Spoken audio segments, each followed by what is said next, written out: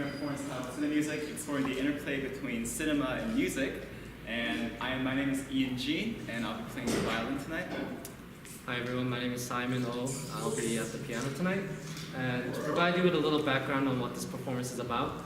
So, towards the end of last semester, Ian and I applied to a program called the College Arts Music Fellowship, where the people who are selected work on a project towards the end of the semester that's geared towards performance. And back then I wasn't quite familiar with who Ian Jean was. I just knew that he played violin. So I just approached him asking if he wanted to try this out, and he gladly said yes. And now we're here. Yeah, so Simon and I had a passion for classical music, and we thought that a funny way to sort of implement it would be see it in the context of film. How does music fit into scenes? And that's what we'll be looking at tonight. And after several months of practice, we're finally ready to give you a show of what we've worked on. So tonight we will be looking at 4 different films from various eras. So we'll first watch the scene and see how the music is used in that scene, and then we'll play the violin and piano adaptation of that music for you live. And after looking at those 4 pieces, we will be playing a classical piece of the finale that we think could be used in a movie sometime in the future. So let's start with our first movie, The Gadfly.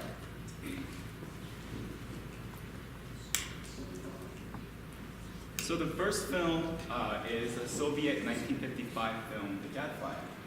This man here is Dmitri Shostakovich, and he's my favorite composer. He was considered a young prodigy and national treasure until he was accused of anti-Soviet compositions by the Soviet premier himself, Joseph Stalin.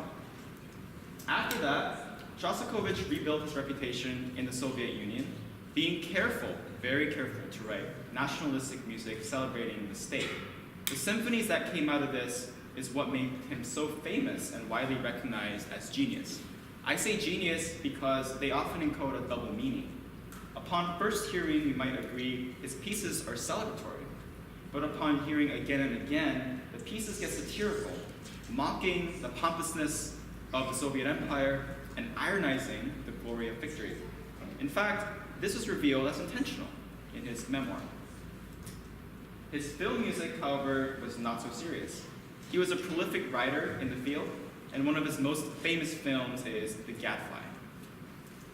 The Gadfly is based on an 1897 novel of the same name by Ethel Voynich, and it is concerned with the culture of revolution and the tragic romantic hero. The film tells the story of Arthur, who renounces religion in pursuit of rebellion. He's an unforgiving and uncompromising martyr of the Italian resistance against Austrian invaders. One can see why this was ideologically useful for the Soviets. Now, in the following scene, Arthur and his priest, who unbeknownst to him is his father, are looking for a lost manuscript. The piece sets the tone for their loving relationship, which, however, is later sacrificed for Arthur's love of a revolutionary cause. Here, romance is both personal and ideological.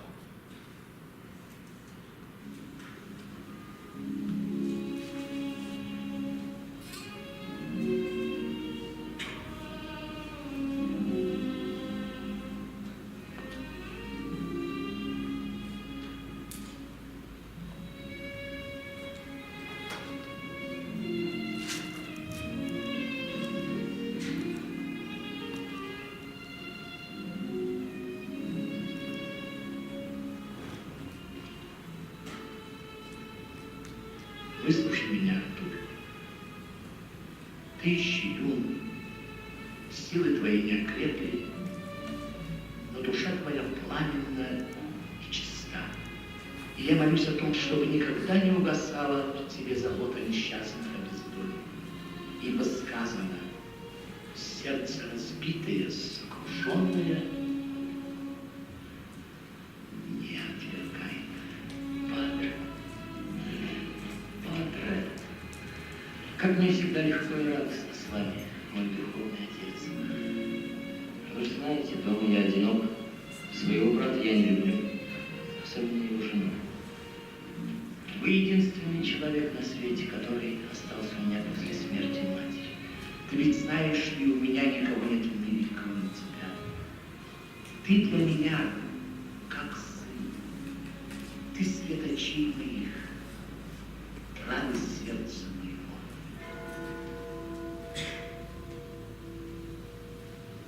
Не пройти. Куда? Из Гены приехал один студент.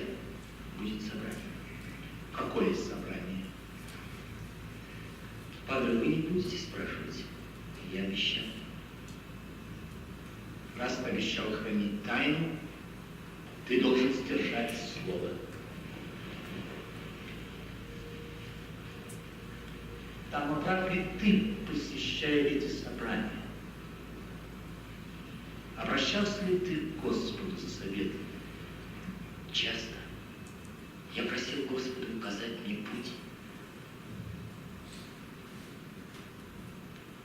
Ты обдумай хорошенько, прежде чем решить что-нибудь.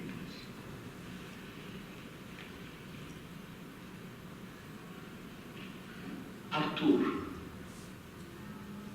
сделай это ради меня.